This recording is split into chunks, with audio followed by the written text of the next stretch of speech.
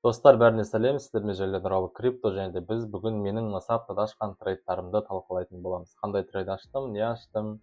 Осы аптада менде 6 трейд болыпты, нақты, және де винрейтқа келетін болсақ, давайте алайық. Бұл менің осы аптадағы ашқан трейдтарым, және де 1, 2, 3, 4 трейд тейкпен, және де 3 трейд стоп-лосспен жабылыпты. Примерно бұл дегеніміз 60% винрейтқа пара-пар. Енді бастайық. Бұл менің алғашқы ашқан трейдім. Бұл фунт бойынша болды. Шортқа ашылдым, иә. Енді сіздер барлық трейдтарды менің телеграм арнамнан таба аласыздар. Сілтеме профильде болады. Ашам, сразу телеграмға жіберетін боламын. Так, кеттік бастайық. Бұл менің бірінші трейдім. Бұл менде 29, яғни понедельник күні, дүйсенбі күні ашылды. Қандай фактор болды да, соған мән беріп өтейік. Бұл жерде негізгі фактор менде позицияға кіру, ол мына 1 сағаттық имбаланстың толығымен толуы, және де Лондон сессиясының манипуляциясы болды. Енді қарайық, баға бізде келді, имбалансты толтырды. Толтырғаннан кейін бізде не істейді? Агрессивно шортқа қарай клоу свечасын жасап береді. Яғни бұл жерде мен продажа болғанын байқаймын, плюс маған не қалдырады? Мына жерде имбаланс қалдырып, шортқа қарай сатушылардың күшінің айқын екенін көрсетті. Келесі мен позицияға кіру себебім осы жерден алдым, и мына жерге келген кезде маркетпен шорт деп басқан болатынмын, және де баға менің бағытым бойынша 1/3 риск реворд жүріп берден таргетмен жақын жерге қойдым. Неге? Себебі бізде қарап отырсақ тренд лонг, баға кез келген жерден разворот жасап кетуіне болатын еді. Бұл жерде менде 1% риск алынды, және де баға успешно тейк профитпен өзі барып жабылды. Так, енді қарайық, менің тейк профитімді алғаннан кейін баға, егер мен дальше ашкөз болып ұстап отырсам мына жерге дейін мысалы, или хотя бы Азияның минимумына дейін да, то баға не істеуші еді? Келіп разворот жасап, мені стоп-лосспен немесе безбудікпен жабушы еді. Енді бұл трейд менің өзімнің сауда стратегиям бойынша ашылған болатын. Так, бір тейк профит алып алдық понедельник күні, и басқа ештеңке менде дүйсенбі күні істелінген жоқ. Келесі күні менде фунт бойынша болды. Бұл трейд менде былай ашылды. Неге былай ашылдым? Сіздерге түсіндірейін да. Біз жоғары таймфреймге өтейік. Бұл жерде тоже самый фактор. Мына имбаланстың және де ликвидностьтың шешілуі бойынша алынған болатын. Плюс біз 4 сағатқа өтіп қарайтын болсақ, 4 сағатта бізде не бар? Бізде мына жақта қатты толмаған имбаланс бар. Осы имбалансқа мен көздеген болатын. Бұл енді контртренд позиция, бірақ бұл тоже жақсы орындалды. Енді қарайық, баға келді, шортқа қарай реакция берді. Мына жерде бізде не бар? Мына жерде бізде шортқа қарай қатты продажаның болғанын көріп отырмыз. Плюс астында имбаланс бар, бағаны өзінен тартып отыратын. 1 сағаттық таймфреймда мен позицияға кіру факторы ретінде мына фракталдың шешілгенін алдым. Плюс 15 минуттық таймфреймда мен мына жерде агрессивный продажаны көрдім. Агрессивный продажа орын алды. Және осыдан кейін мен позицияға шортпен маркетке кірдім. Бүт болмағанда мені стоп-лосспен жауып кете жаздады, бірақ мен стоп-лосспен жабылмадым. Баға барды, четко тейкпен 205-208 бағасында жауып берді. Тейкпен жабылдым. Мен тейкпен жабылғаннан кейін не істеді? Баға барды да дальше разворот жасап жоғары қарай кетіп қалды. Егер мен дальше мына жаққа тартып отырған болсам трейдімді, сол беттен минусқа кетуші едім. Бұл жерде менде примерно 1,5% риск алынды. Өте жақсы трейд, 1,64 риск реворд әдемі орындап берді. Так, осындай трейд болды. Логикасы түсінікті деп ойлаймын. Лондон ликвидность шешеді, агрессивно сатылым болады. Және сол продажадан кейін мен маркетпен кіріп, четко бағаны тейкпен жаптым. Бұл трейд менде телеграмда бар, көрсеңіздер болады. Өте қиын трейдтардың бірі. Мына жерде баға келіп боковикта жүрді. Боковикта жүрген соң төмен қарай құлап мына жердің ликвидностьін алды. Ликвидностьін алғаннан кейін мына жерде жабыла салам ба деген ой болған менде. Маркет, то есть клоусты или безубыток қоям ба деп. Бірақ жабылған жоқпын, до конца деп отырдым. Бірақ мына жерге келген соң чуть-чуть қана мысалы 20 пункт, 30 пункт қалған кезде, 50 пункт деп мысалы қалған кезде разворот жасап, қайтадан ликвидностьтарды жинауға қарай кетіп қалады. И сол кезде біраз қиынырақтау болды. Так, негізі четко орындалған трейд. Бұл жерде егер мен психологиям шыдамаса, мен мына жерде безубытокпен жабылушы едім. И тағы да басқандай нәрсе істеп қуып кететін едім. Бірақ мен сауда стратегиям бойынша нақты четко трейдімді алдым. Сауда стратегиям маған нәтиже көрсетті. Так, бұл трейд түсінікті деп ойлаймын. Негізі осы күні тағы да мынандай лонгқа, яғни трендтің жалғасуына позиция алып жіберуге болатын еді. Мысалы мына жерден к примеру да, бірақ мен бұл жерден ешқандай позиция алмадым, себебі мына позиция өте ауыр болғандықтан, плюс сәл өзіме психологиялық тұрғыдан қиын болды. Мысалы 1.7 2 риск ревордпен осындай трейд алып жіберуге болатын еді бұл күні. Бүгін мен бірақ новость болғандықтан, осы уақытта 19:00-де новость шығатын болғандықтан мен бұл жерде ештеңке алмадым.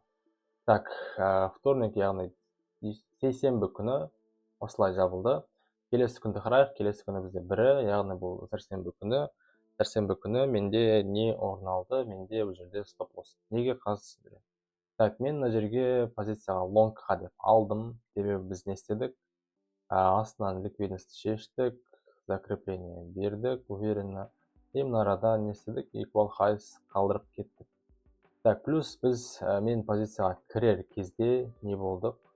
Бізде мына арада бір сағаттық имбаланс болған. Осы имбаланс, яғни value gapқа, гептің ішінен реакцияны көрдім бағаның, және баға не істеді? Жақсы реакция берген. Вот. Покупательский способность көрсеткеннен кейін мен мына арада примерно кірдім позицияға осы жерде. Так, былай жылжытып қойсақ, осы жерде кірдім, және баға барды, стоп-лосспен жап. Честно, мына движениені мен резко былай болады деп ойлаған жоқпын. Мысалы қарасақ, резко құлатып жіберді да. Егер менде стоп-лосс болмаса, мен біраз убытықта отыратын едім. В общем, стоп-лосс мені құтқарды. Бұл трейд енді менің ойымша қалай? Бұл статистикалық стоп-лосс, яғни бұл болып тұратын стоп-лосс деп жаздым өзім. Және де бұлдан кейін менде ешқандай трейд ашылмады. Келесі күнді қарайық. Келесі уже так, бірі, екісі күні менде осындай позиция алынған болатын. Бұл позицияға бір мән беріп қарап өтейік. Так, бұл позиция менде не үшін алынды? Так, егер жоғары таймфреймге өтетін болсақ, біз не істегенбіз? Біз кеше previous high'ды шештік. Мына жаққа қарай диапазонның ішіне қайтып келген болатынбыз. Яғни возврат в диапазон жасап, төмен қарай құладық, яғни мынаның ішінде жүрміз. Енді менің логикам қандай? Менің логикам ол баға мынаның ішіне кіріп, ликвидностьін жинап, дальше төмен қарай құлайды деген логиканы өзіме қарастырғанмын. Бірақ баға олай жасаған жоқ. Негізі менің моделім барлығын берді. Бірақ баға, скорее всего, previous low'ды шешіп алғаннан кейін, мына жақта кішігірім Лондон манипуляция істеді ликвидностьпен. Содан кейін жоғары қарай өсіп кетті. И стоп-лосс болды. Енді шынымды айтайын, бұл жерде менде позицияға 2% жоғары риск алынған болатын, және де мен плюс еще стоп-лоссты былай жылжыттым. Енді ондай менің өзімнің минустарым бар. Әрбір адам идеальный емес, әрбір адамда проблемам болады. И менің проблемам осы стоп-лосстарды былай қарай, в общем, жылжыта береді. Мен бұл идеяға максимальный түрде уверенно болдым, өйткені біз диапазонның ішіне қайтып келдік. Дальше төмен қарай кету ол нормально болып маған көрінді. Мына ликвидностьті алып төмен қарай құлай салатын секілді көрінді. Бірақ баға мен қалаған жаққа бармай келді де, в общем, мені минуспен жауып кетті. Мен примерно 83 бағасында минуспен жауып қалдым өкінішке орай. Бұл жерде плюс, так, менде минус 4%-дей орын алды. Өкінішке орай мен минуспен жауылдым. Ладно, ничего страшного. Бұл бәрінде болады. Әрбір адам осындай минустары болуы мүмкін. Главное, бұл моментта енді көбіне кеңес беремін. Бір стоп-лосс болды ма, уже рыноктан желательно шығып кеткен дұрыс. Стоп-лосс болды, все. Демал. Өйткені сен сол алған стоп-лоссыңның минусын ертеңгі күннің трейдтармен қайтарып алуыңа болады. Ол 100%. Яғни бүгінгі көбісінің минусы осы, яғни стоп-лосс алады, дальше оны қайтарам дейді сол күні, немесе стоп-лоссын былай соза береді, и, короче, до конца соза бергендіктен оның балансы бітіп қалады, и бүкіл ақшасы жоқ болып кетеді. Сондықтан не істеу керек? Стоп-лосс алдың ба, в общем, демал. Ертеңгі күн бар, ертең сауда жасауға болады, и ертеңгі күні жақсы нәтиже беруі мүмкін. Сондықтан 1% стоп-лосс алдың, и все, дальше отдыхай. Соны қолдану қажет. Көбісінің проблемасы осы, стоп-лосс тарта беру, немесе екінші трейдті мысалы былай алып жүру мүмкін, мысалы да, то есть до конца осылай қойып, до конца берілмей. Бірақ бір стоптан кейін уже қойған дұрыс, бүгінгі сауданы аяқтаған дұрыс. Сондықтан егер сізде осындай проблема болса, комментарийға плюс жазыңыз, немесе телеграмға менің жекеме өтсеңіз болады. Осындай трейд болды, и дальше мен бүгін тоже ештеңке істемедім, дальше демалдым. Өйткені минус 4% ол более-менее нормальный стоп-лосс деп санаймын. Келесі күні менде фунт бойынша мынандай өте күшті трейд алынды, әдемі, четко, бұның барлығын мен премаркет каналында бергем. Енді не үшін алдым мен бұны лонг?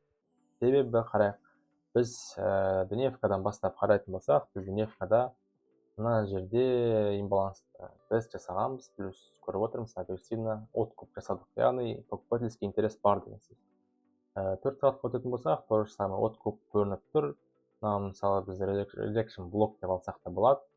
Осыдан реакция. В общем, покупатель, сатушылар, сатып алушылардың күшін көріп отырмыз, Енді 1 сағатқа өтейік. 1 сағатта бізде мен күткім келген нәрсе ол осы Азияда ликвидностьтың шешіліп, мына имбаланстың толтырылуы болған. Және де баға не істейді? Тура сол әрекет жасайды.